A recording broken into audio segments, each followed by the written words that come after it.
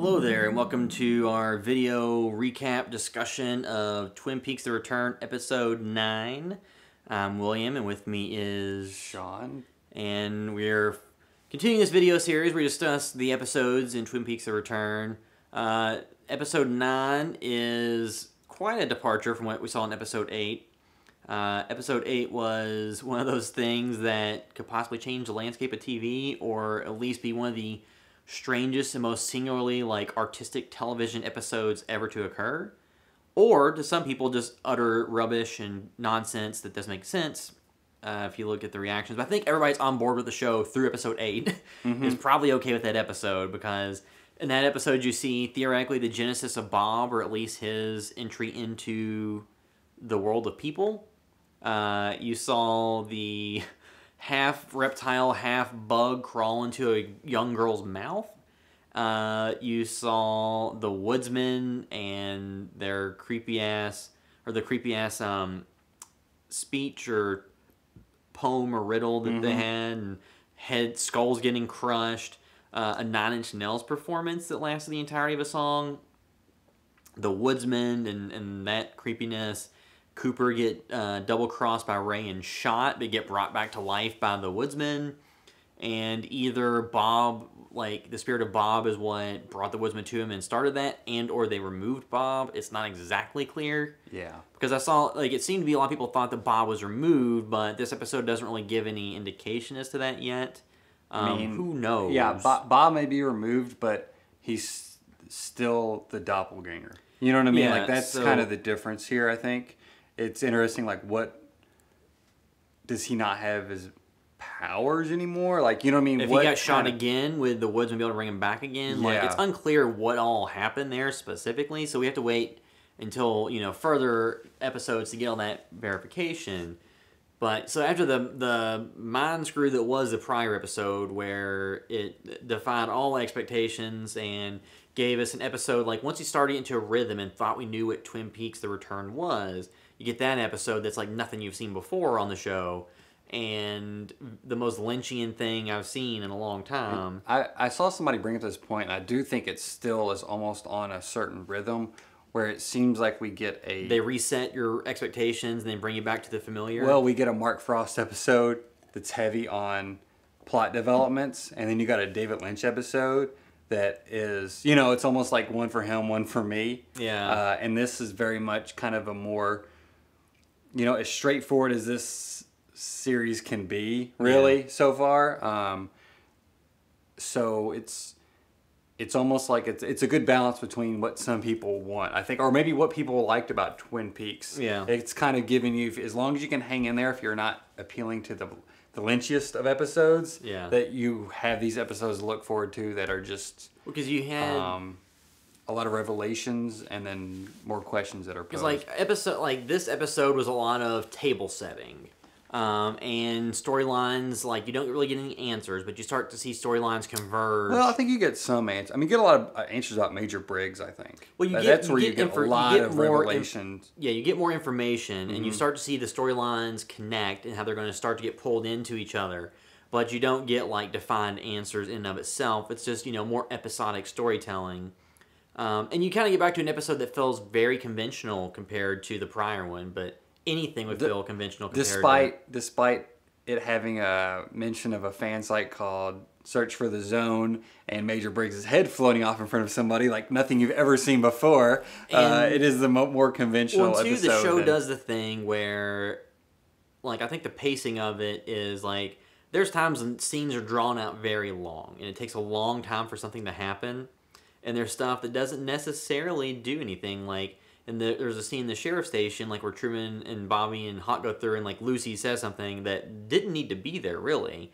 Or there's a scene where... I thought you were going to mean, is this Chet his name? Or, not Chet Chad? Oh, when Chad's in the break room eating food, and they say he's not supposed to be in there. That's a great scene when he's, fumbling his dinner. Yeah. And Hawk is just Hawk does not try to hide that he hates him. And he doesn't offer to open the door at all until, and everything we've seen, Chad's not a good guy either. Yes.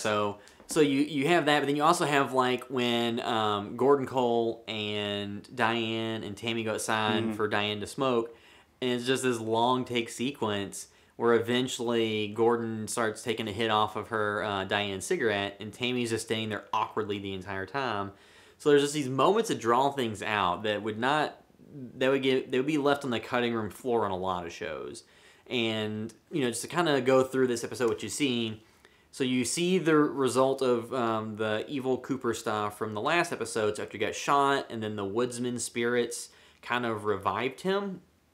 You see him walking down a road, and then he meets up with characters played by Tim Roth and Jennifer Jason Leigh. So it's a little Hateful Eight reunion there. So you see Tim Roth, and I know some people were speculating that he could possibly be like a replacement actor if they recast Philip Jeffries instead of David Bowie, but he is actually a character named Hutch that has worked with Cooper in some capacity as a hitman of some sort, who evil Cooper is going to send to kill the warden, and he seems to be totally like, this is killing a warden, and he's like, all right, he's like, kill him at home, kill him at work, on the way to work. And it's very straightforward, and he's like, okay, and then he tells me he might have 2 more people to kill, I think. And then you have Chantel, which is the Jennifer Jason Leigh character, who, like, awkwardly kisses Evil Coop at the suggestion of Hutch. He says, give the boss a kiss, and then she pulls the bag of Cheetos out of her back pocket and slaps it in his hand. Which I love that. It's like an awesome touch. And I love that, like, Lynch is able to just bring in these characters that feel like they've lived in a world, but also, it's not like they're super layered, but it's, he's able to bring these characters with all these little touches, and then is comfortable with kind of throwing them away after that. Yeah, and they have like, so then you also get a development where Cooper uses a cell phone. It's like a flip phone, or Evil Cooper, and he sends a text message that reads, around the dinner table, the conversation is lively to an unknown recipient. And then we later see that Diane gets a message that says that same thing. But her messages are uppercase, I think. The formatting is a little bit different. Uppercase, and there's a comma in there. His messages are lowercase. Yeah. And that website, was it like commercialsihate.com that had the chant at the bottom. Yeah. It now has those texts, but it also has the lowercase text and the capitalized versions. So they are aware that there is a difference between those texts, because that site was updated like right away, I think, with that. So I guess the thought process is he sent it to somebody, and somebody is informing her. Yeah. Is it Chet? Not Chet. Is it Philip Jeffries? Or, who is it? I mean, is the Philip or whatever they've been mentioning? Is it actually Philip Jeffries? Yeah. Is another thing that people have said. Why do you assume it's that? It's and we think that Philip, what's his name that shot Evil Cooper? Oh, Ray. So Ray, we think, called Philip Jeffries. It right? sounded like he called somebody too. So it seems like. Like, are people, like, in the comments, somebody mention, like, well, do you know for sure? Or, like, why do you think it's Philip Jeffries? Like, well, that's the only thing that narratively makes a lot of sense. Mm-hmm. Yeah. For them to be mentioning a character named, like, Philip a lot without it being actually Philip Jeffries would seem like they would have needed to introduce that character to some extent. But they've also used other names for duplicate names before. Yeah. I mean, it'd be a weird red herring. It's not out of the realm of possibility. Just narratively, it makes the most sense. And it's what everybody's kind of assuming online. So, just going with that. But, like, so then he leaves in a truck, and you have... And two, like, is Philip Jeffries double-crossing him, Or who's he really working with? Did Evil Coop think he was on his side, but Philip Jeffries wanted to get him killed, so that's why he had him shot, and maybe now he's in... And Evil Coop doesn't know that Philip Jeffries has turned, and Philip is also informing Diane. Now Evil Coop is going to try to go after Ray, theoretically, because Ray had said he knows where he's going. Mm-hmm. So, but he also said he saw something in Cooper that may have explained everything. So does Ray have the key to take him down? Because he has numbers that the Evil Cooper wants, but doesn't need, according to him, which could theoretically be the information that's in other parts of the episode. So you have that. And then he also, implies he wants Hutch to kill 2 other people, which you would think one of them would be Dougie. Mm-hmm. You would think, just because he doesn't state names specifically, but you would think that Dougie, because they've been trying to kill Dougie to begin with, and he calls, I'm blanking on the character's name, but he calls the guy that works in the office who took the picture out of the safe and sent it to Ike the Spike. So theoretically, it could be that guy for failing to get Dougie killed. Because it seems like in the prior episodes when the woman was her name Lorraine, or am I making that up? The woman who was on the phone that called the guys. I think it may have been Lorraine. That had the vehicle that were that were trying to bomb Cooper and blow him up, or Dougie, and failed. She got killed after she failed. So, you think maybe that's who Evil Cooper wants to send the assassin after. It's not necessarily known. It could be somebody else. It could be Dougie and Janie E. Who knows? But then you find out other information on Dougie when the police officer brothers, with one of them played by David Koechner, are talking to, him and his boss after the assassin came after him, right after they talked to him about his car blowing up. They say that he didn't exist, or nothing exists on him prior to 1997. So that would have been when Cooper, Evil Coop, created him for the purposes of being the one that goes back into the lodge instead of him. And so you don't know exactly, so he met Jane in a car accident, which is what is the reason that he's as slow as he is. And it was before he started working for him, though. So then that would make sense in the fact that people aren't so surprised by his behavior when he basically doesn't know how to do anything. But so you have that aspect, and I really did enjoy the Detective Brothers with David Koechner as one of and the one that always just laughs at everything. Yeah, so you had that, and then I've heard some weird theories too that possibly Dougie's world is a mirror world. I don't know. Theoretically, it could be in different dimensions because they talk about there could be theoretically parallel universes. Yeah, they seem to be connected for sure. But somebody mentioned that it's kind of a mirror thing where it's connecting back and forth. I don't know. I didn't do as much reading on this episode as I have the previous ones. But the episode was it was straightforward, and then it wasn't. Mm-hmm. Because it was more straightforward plot development that started setting more things up and leading more of the storylines to converge towards each other. Because then the detectives also take a coffee mug from Dougie to get his fingerprints and then run through the system and to look into that. So you would have to think that they would show up if it's actually Cooper. Because I think it is Cooper, not just Cooper inhabiting Dougie's body. Then his fingerprints will show up as in that database as Cooper. And then on top of the fact, so you have that.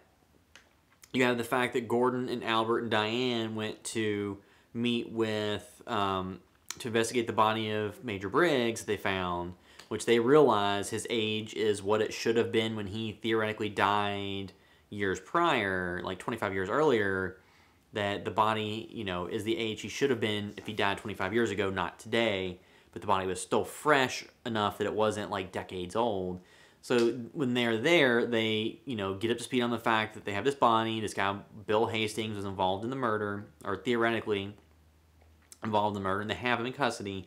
And then they found the ring in it that says to Dougie from Janie E. So that's put Dougie and Janie E on the radar of Gordon and Albert to begin with, on top of the fact that his fingerprints are going to likely come back as Cooper's when the police detectives run them through the database. Yeah. So that's setting those storylines to converge back to each other. And the ring, normally you would think, oh, that ring's really going to set them off, but that's something they didn't really mention. They mentioned it, but they didn't seem super invested in it. But it's almost just like the key to the Great Lie, the Great Northern. The Great Northern. That oh yeah, we got this key. Yeah, that was Cooper's, and then it's seemingly nothing else is going on with that because they didn't give it to the police. Yeah. Or as far as we know, Ben Horn didn't give it to the police, but. So then you have, the stuff with Gordon, Albert, and Diane. It was awesome on the plane, though, when Albert predicts what Diane's going to say to him when he asks something. So that dynamic is always great. And then when they go there with, Tammy, there's a fun scene where Gordon and Diane and Tammy go outside when Diane's going to take a smoke break. And they just awkwardly see everybody staying around while Diane's smoking. And then Gordon takes some hits off her cigarette. And then Tammy's just kind of standing there awkwardly, and it's just a long take that you probably wouldn't see in other shows. And they do reference that she does say, "Remember we used to smoke together." So it has a little bit of relationship building with their past that they were smoking buddies. But that's about what it seemingly accomplished on the surface. And you see Diane get a text message, like we said, that's the same verbiage and all that, but not formatted the exact same way. is what Evil Cooper sent. So has Evil Cooper been in cahoots or working with Diane the entire time? Is somebody else? Somebody said, is she a sleeper cell, and that's the code word to activate her? No, I mean, but like, so, you know, when she met in the prison, she had that reaction that gave away that it wasn't the real Cooper. Yeah. Like, I mean, who knows? Like, has she been in cahoots with this Evil Cooper since whatever night it was you mentioned? I dropped my phone. But has Diane been in cahoots with, you know, Evil Cooper? Like, who knows exactly what's going on there in terms of, you know, is she on the same side as him? Is somebody doing that as like an intimidation tactic to her? Like, it's not really known what their exact relation is. And there's really no text or information to go on to know what their relationship is, because there's only been that one interaction between them at the prison. But obviously Diane is portrayed as being a character that, you know, has experienced hardships in her life or something that makes her a different character than she likely was during the original run of Twin Peaks. Just based on the way, you know, Agent Cooper leaving all the voice messages for her, or all the voice tapes for her, you don't think that she would be congenial and happy about that situation based on her current behavior. Yeah. So what all is going on there, I don't know really. But, you know, you get to see Tammy investigate or interrogate Bill Hastings. So it's the first time we've seen the Matthew Lillard character back since the first few episodes. And I've seen people who online said they couldn't tell if it was one of the best scenes they've seen or one of the worst scenes they've seen in terms of like his reactions to Tammy when she's kind of interrogating him. I really enjoyed it. I mean, I think it's been a good job, Yeah. and I think it's something I'm just entertained by. But you have their discussion, and you find out that he has a website that he is running with one of the women who was found dead. The librarian, and they had went to this zone and talked to Major Briggs, who told them information before he floated up and his head separated from his body. And he said it was like nothing you've ever seen before, and there were tons of people around. Yeah. And of course, we saw his head float earlier in the series. Yes, and you see it float by Cooper in episode 3, I believe, and say Cooper, and say Blue Rose as his head like disappears. So you have that would make sense in the context of what Hastings said. And it seems like they were able to find this zone by going to a specific place at a specific time. So the information they got, it seems to be the information that Evil Cooper wanted, I would think, and which is why all those people ended up, like, the murders and stuff started. Yeah. So that would make sense if that's what the scenario was, and it's get the awesome line about Albert asking about fruitcake or something. Yeah. So dismissing it. So, you know, because obviously, just on the surface level, it all sounds ridiculous until you realize what the show is. But so you have that, and so that's gonna, you know, kind of tie into stuff later. So, you know, you have that. We also see like the kind of non sequitur scene of Johnny Horn like running through a house and then bashing his head on the wall. Now, some people are saying that he killed himself by doing that. Yes, I've heard people say maybe this is going to bring Audrey out of hiding essentially for his funeral. You know, it is somewhat insulting to the Audrey superfans that you've now seen Johnny Horn before Audrey Horn. I think it's funny, actually. You know, it's like anti-expectations. Yeah, but somebody drew the parallel to like last time we saw. You know, when you first saw Johnny, you got the wide shot of the Great Northern, and then him banging his head against the toy house. Yeah, and now he banged his head. He banged his head against the wall, and he knocked off a picture that was of those waterfalls. Somebody else said, oh, maybe he knows that there's a hidden entrance to the lodge behind the waterfalls or whatever. You know what I mean? Yeah. Like, there's a lot of things. Of course, whenever he bangs his head, you see the wide shot and light bulb breaks or something, but also you hear the electrical noise, which always is indicative of things in the lodge. You know, there's always electricity and flashing lights and stuff. Oh, the character Chad, when he was in the break room at the police station, was eating cream corn. Yes, I thought I noticed that too. So he's literally eating human suffering and misery. But like, so you have like those parallels. So you see that, and you also see the scene with Ben Horn where his assistant, played by Ashley Judd, like kind of comes on to him and he turns her down. And they're still listening for that sound. For the hum, and she talks about he's like a good man. So Ben Horn seems to have done a big 180 theoretically from what he was in the original series. He also mentions that it's almost like a monastery or whatever, which Cooper talked about.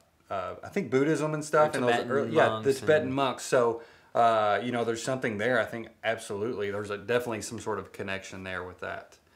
But again, we get this little short scene that seemingly moves things, that has nothing to do with the rest of the episode. A slight inch, yeah. And then you have all that stuff. Then you have Jerry Horn in the woods, and his foot says like, "I'm not your foot." And then which is maybe like I'm the arm. Yeah. And also too, Mike. Is it like Mike? Is he going to cut off his foot? Yeah, because he lifts his foot up and he falls down. Yeah. So is he just high out of his mind, or is he actually hearing a spirit or something from like being in the woods? Like, who knows at this point? Or has he been high at all? And is he? I saw some notes or some comparisons of a lot of the Horn family and kind of mental illness or stuff going on. Yeah. And maybe it's not so much mental illness. Maybe there's something going on with Johnny Horn. Because Ben Horn had a snap and went kind of crazy in the original series when he became like the Civil War reenactor. So do they have another connection here? And is it like something under the waterfall possibly because the Great Northern is right on top of it? And Richard Horn, who we've seen like killed somebody, so obviously not a good person, addicted to drugs or uses drugs. So there's all that type of stuff. So people keep thinking all these different threads will eventually lead to us seeing Audrey. And there's still speculation that Audrey will be the one that brings Cooper back completely. I mean, that sounds possible. like a lot of fan fiction, like dreaming wannabe, just because they love both those characters. Because he told her he couldn't be with her and was with Annie, and she was with the Billy Zane character. Yeah. So, like, even though they were still important to each other, like, at the end they kind of diverged a little bit. So for her to be the one that brought him back, like, it's more, I think, wishful fulfillment, fan thinking than it's almost like a sense. Romantic thing, like because Annie hasn't been discussed at all, really. I mean, in Twin Peaks: The Missing Pieces, there's more stuff with Annie that wasn't in the show, and she had that thing in Fire Walk with Me where she came to the dream and Laura came to Laura in the dream, but like she hasn't been really mentioned much in this current series, and it doesn't seem as if she's alive or around. So, but yeah, so you have that stuff with like the Horns, but then like the thing that I never thought that I would care about in Twin Peaks is the redemption of Bobby Briggs. But like this episode with Bobby, so Sheriff Truman and Hawk and Bobby go to see his mom and to ask about like the day, like with the Cooper stuff, with like when Major Briggs like supposedly died. Yeah, the last time Major Briggs saw Cooper before he left town. Yeah, and then his mom tells him that he told her that Major Briggs told her the day would come when Sheriff Truman, not that Sheriff Truman, Hawk and Bobby would come to ask about it. So she gets a thing out of a chair that's like in a hidden compartment, and it's like a metal cylinder, and she gives it to him.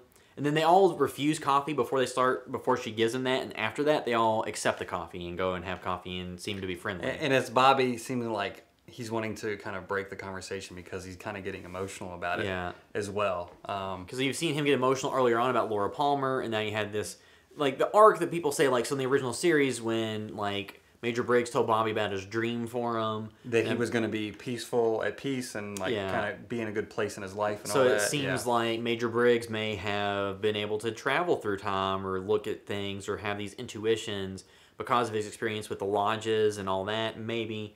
And obviously the fact that, he interacted with Bill Hastings more recently, and his body is that of someone from 25 years ago. So there's some time travel, dimensional properties going on. But, when they get back to the station, Bobby knows how to open the cylinder after, like, Sheriff Truman and Hawk look at it and have no clue about to do it.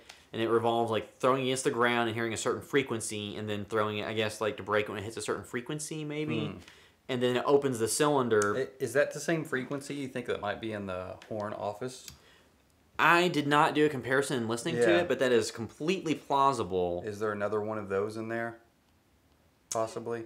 Yeah, I mean... So he breaks that open, and then it reveals two little pieces of paper. Yes, and they echo other information. Because the paper... It looked like the printout from the original series. That the Major Briggs showed Cooper about how they were seeing Cooper, and then I think in the original series it was 3 Coopers, but one of them wasn't complete. They said it was like this in 2. There was a CO in this, and they said something along the lines of it being possibly the Dougie. Not being a complete person. So that, you have Cooper, the evil Cooper doppelganger, and then the kind of incomplete, not mentally there Dougie. That would make sense. But the note said 253 yards east of Jackrabbit's Palace, and for the time 253. And then it also had like some triangles that looked kind of like peaks and a red sun, the symbol of the Black Lodge. And the dates 10-1 and 10-2, which are only theoretically 2 days away in the Twin Peaks universe. Which won't hit until the last episodes because it seems like everything takes so long. And not that I'm saying it's a bad thing, but it's like you're just so like... Well, you see all the pieces and you're like, please just put them together. Some people too speculating like the dates they show on some of the stuff with Bill Hastings is a different date, so it could be different timelines for some of the story pieces. I did not rewatch it to verify that, but it's just like a theory or discussion that's been thrown around. And really too, I could absolutely see that because you could see this series changing a lot in the edit. Yeah, you know, you could see them having maybe a few episodes that are, you know, almost more straight through. Yeah. And then all of a sudden like, oh, well, let's just space this out. Let's put this here. I mean, you could see them getting kind of wild with this series since they shot it all at once and it wasn't week by week. It almost feels to me like they didn't cut any footage at all. Like, just from the stuff that made it into the show. Yeah. But like, yeah, so then the Jackrabbit's Palace is something that Bobby knows about because it's something that him and his dad went to. So once again, and Bobby named it. Yeah. So in theory, maybe he's the only one that knows where it's at. Yeah. Because they're the only ones that called it that by that name. Yeah, he would be the only one that knew where that was at. So he knows the location is, and they know how many yards from it and the time and the date. So they will be, I would think that has to do with the Black Lodge or one of the lodges, an entrance to it. And wasn't there an episode earlier where they're talking about bunnies? Yeah, so the chocolate bunny, Andy was like, was it Andy or Lucy? Lucy was the one who's like, she ate it. Yeah, she's like, the chocolate bunny's missing. And then Hawk said, it's not about the bunnies. And he goes, is it about the bunnies? So now it is about the bunnies. So you have that little tidbit. And once again, like, it's Bobby theoretically being on the straight and narrow and having, you know, turned his life around and, you know, living up to the dream image his father had for him. And he's the only one that knows this information. And that'll allow them to theoretically find something to do with Cooper or the lodges, how all this will convene, how the Twin Peaks stuff will convene with the FBI investigation, all these other things. Who knows? Who knows what curveballs we'll get in these last 9 episodes? Because this is episode 9, so the next half of the season, based on the expectation-shattering things we've seen so far, it's kind of tough to really predict a lot of what we're going to see. But we now know that Bobby Briggs could theoretically play a big role in this overall story, which you would not have thought from the original series. And James is still just out there being cool. Yeah, James is cool. He's still cool. Yeah.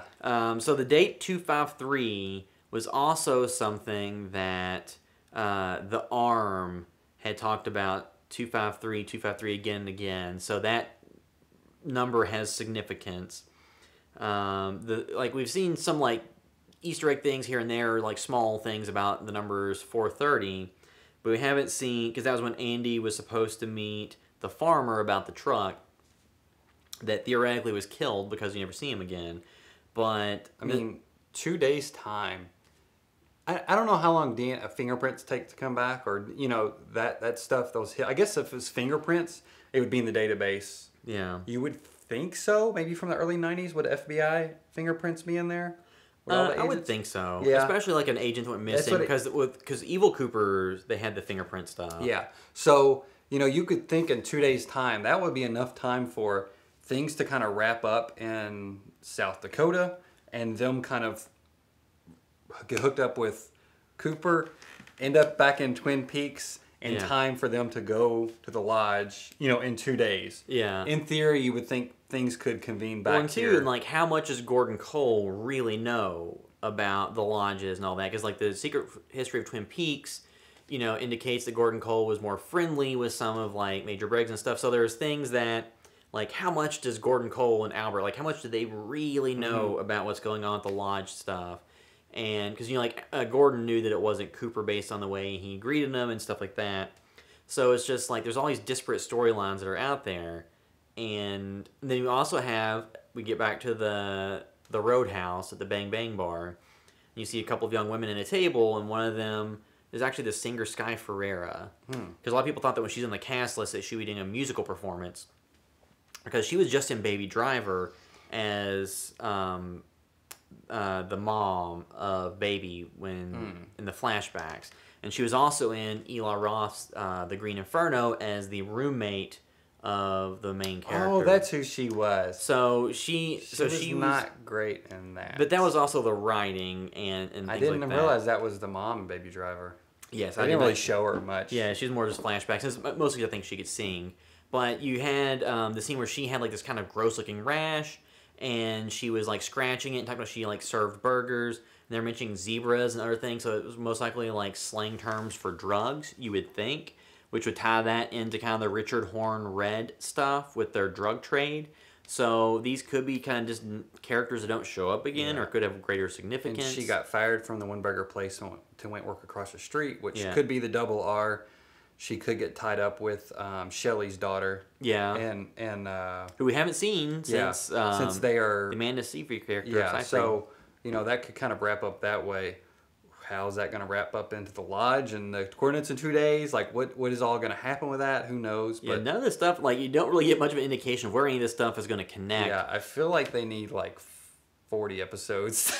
Yeah, I mean, because, like you said, like, there's a lot of characters we've seen that we haven't seen, like, the Becky character, we haven't really seen her again. And then you have, like, earlier on, when the giant told Cooper about 4:30, and then Richard and Linda, 2 birds with 1 stone, we've seen a Richard. And there's been, like, I think, a talk of a Linda. We haven't really seen a Linda that would seem to be significant to the storyline. And the 2 birds with 1 stone, like, all that will probably become clear later on. Something else I was thinking about, too, when Johnny Horn hits his head. What I thought was, like, oh, he'll end up in the hospital. Audrey will come see him, and then she will reveal if Cooper came to see her in the hospital. Like, you know what I mean? Just, like, by happenstance of something, maybe. Yeah. That would be like, oh, yeah, this is the room Cooper... something. I don't know. Yeah. If she was in a coma at the time though, so she, I guess, wouldn't have known exactly. The greatest memory. but yeah, I'm just looking forward to seeing where they want to take the story. I don't care when Audrey shows up anymore. She obviously has not been. She's not important. The main character. She's not important. She hasn't been important thus far, so that's fine. They're not focusing on her, so they bring her in, awesome. But I'm happy with whatever they're dealing with us. Now, as far as my feelings on this episode, less exciting than the last one, but satisfying in different ways.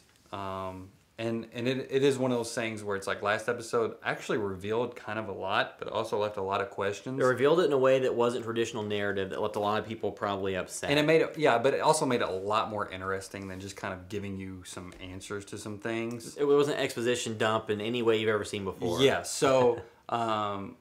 but you also have to have these episodes to kind of set some of that stuff up. You had last episode 8 worked so well because of everything prior in the series and the last 2 seasons and all that. Like that's why that episode was so great, and that's what television shows are. They build on the previous arcs and stuff. Episodic nature, and you build storylines. Yeah, and you connect episodes. You need that. I think somebody even went the yin and yang of Mark Frost and David Lynch that are seemingly the more straightforward, procedural narrative elements, and then the more abstract, theoretical type stuff, and seeing atomic bomb explosions and all that type of stuff.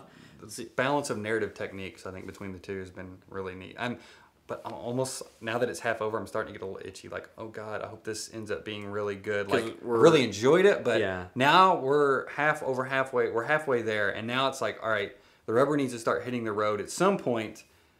Or else there's too many narrow threads to tie up. And they've got time. I mean, I guess they got 9 episodes. Because I would hope that when they've said before they could theoretically see themselves doing a season 4, it's more of we have more story we could tell than we left story untold. Yeah. Because even though with David Lynch, modern day Lynch, I wasn't expecting to get like a straightforward narrative like the original show was, the fact that the original show was what it was made me think that you would get somewhat of a narrative that told a story that concluded. Mm-hmm. So like I have faith it's going to turn out like so far I'm still loving the ride. Each week it's the thing I look forward to the most. but you know, it's just like you have 9 episodes, you're halfway through, and you still haven't seen real Cooper, and you still haven't seen some of the other fan favorite characters. I wasn't even thinking about it. Like, I've almost forgotten about seeing real. But there's Cooper, so many elements. Audrey. There's so many elements going Yeah. on that like Yeah. you don't like you miss like that character. But even if he comes back, it'll be different because Yeah. he spent 25 years in like limbo essentially. You know, after what happened at the end of season 2, so he's gonna be a different character anyway. But you've got all these different elements that are going on that are kind of, you know, abstract and blowing up the mythology to much more than you ever saw in the original series. So, you know, so far I'm loving it, and I hope that, you know, the back half of the season can conclude as well as the first half started off. And like I said, with the way that they've kind of reset your expectations here and there, there's really no idea of what to expect. Yeah. I know we did like a video where we tried to like do, you know, what our theories were and things like that, and like things like you mentioned a lot of like stuff that may have been connected or drawn from. Yeah, like and previous, you know, mythologies and things. stuff. Yeah. And then like even if you read the book The Secret History of Twin Peaks, it ties like these, you know, fictional things into real life events, and like Lewis and Clark and Richard Nixon. There's all these different things where it takes real world characters and events and situations and then kind of builds the mythology of Twin Peaks through that.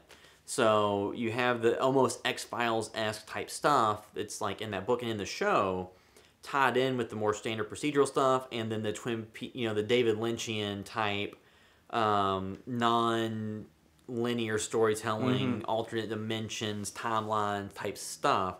So it's all going on, and we're starting to see more of the storylines converge. And when they catch Ike the Spike, when they catch him in the hotel, that was an awesome scene too. Yeah, and he pulls up his he puts his hand bandaged up. hand.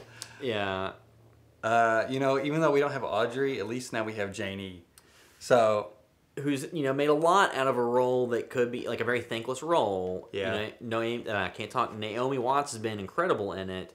And then like, you know, like they talked about like her doing all the talking, and you know she is like, I'm just interested to see what's going to happen with her when, you know, if Dougie becomes the real Cooper. I've seen people saying, I hope Cooper ends up with her now. She's like a dedicated woman, you know what I mean? Like she seems to be somebody very strong and just like, you know, she can negotiate loan sharks down to. Yeah, she may be off-putting to some maybe, but she like gets stuff done, and she's a very headstrong person, and like there's a lot to admire there. So yeah, I mean, like her character's been great, and her interactions with others have been great. So there's a lot of moving parts going on. But we're starting to see more connections. Like the Dakota stuff got linked into Gordon and Albert and Diane, and you know you start to see all these different things like that were essentially separate storylines. We saw William Hastings again, so will he show up again and have, you know, importance? Did Ray get the information from him that they're looking for? Well, they like, take him to the lodge. You know, it's like well, like, as he had been to the zone or whatever before. So was that like a place we've seen already, or a different place? Like, did he access it from like somewhere in the Dakotas, or like did he go to Twin Peaks? He didn't really say. Go to AOL.com. Yeah, and he went through his GeoCities page. It looks like it's from 1997. Another great moment from this episode was Gordon Cole saying, "Cooper's flown the coop," or flew the coop. So there's all these disparate elements, and just this episode was more place setting. But after the prior episode, I mean, what could you really do with like the things that it explored? If you didn't go back to a more narrative episode, you would just leave people kind of even more untethered as to what they expected. It may be a test of patience if you were watching this all at once and you had, you know, nearly 2 hours of something like that. It could be 2 hours of magic, but yeah, this was probably good, I think. I think that with Lynch, you'll see, like, I'll be super interested to see if you get more episodes like episode 8 in the back half. If you get any more episodes that kind of show the origins of stuff in a way that you didn't expect to see it in, and you know, some of that stuff at the end, like with the Woodsman and all that, was like almost like horror movie material. And felt like stuff that was, you know, very like 1950s-esque, like horror in a more brutal way than those movies were made back then. So what to expect out of these remaining episodes, who knows? And we didn't touch on, we're not really going to get into it, but Search for the Zone. Is that the .net or website. .com? I don't know. Anyway, that's a real site. Obviously, you've probably seen that if you follow anything Twin Peaks. And then there's the co-writer of the blog that hasn't been a character to mention yet. and people were curious. Oh, I didn't know that. Because it was There, there's some frequencies on there that were probably sound designed by David Lynch. There's, I guess, a video somebody pulled out, and a still from it looks like it's the store that the woodsmen dance around. The site. Somebody also linked that they think actually this season is taking place in 2015. They had kind of backdated some stuff, and even the site linked some stuff to the site that says something 2015. So this may be taking place just a couple years ago from now, but there's a lot of cool stuff, and there's coordinates that I guess people are going to go to. Because it says, the blog says, the search for the zone is primarily maintained by Bill Hastings with occasional contributions from Heinrich Weigel. Or Weigel. So that's a character that hasn't been mentioned yet. We don't know who that is. So there could be some other important information from that. And they said the site was last updated November of 2015, but the show is taking place in September because it's October 1st is 2 days away. Mm-hmm. So you would think it would be in 2016 if it was last updated in 2015 in November, unless the blog is somehow updated after William Hastings is in prison for these murders. Yeah, it could be updated after that by that other person. You know what I mean? And we're just seeing it now here in 2017. What year is this? 2017? Yeah. So, yeah, I mean, there's a lot of stuff that's kind of unclear.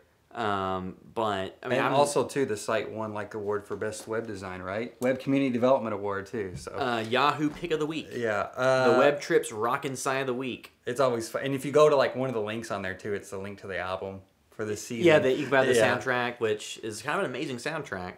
But, yeah, so, like, I'm super excited to see where, we go with episode 10, in the second half of this season. There's no way to tell what's going to happen. I mean, you can try, and we've tried, but... what topics they're going to explore, which direction they're going to go, like, who knows, but I'm super pumped for all the following episodes, so. Yeah, let us know what you think of the episode in the comments, and give us all our corrections, because... We get a lot of stuff wrong. That's, yeah, and that's expected. And I'm wearing shorts.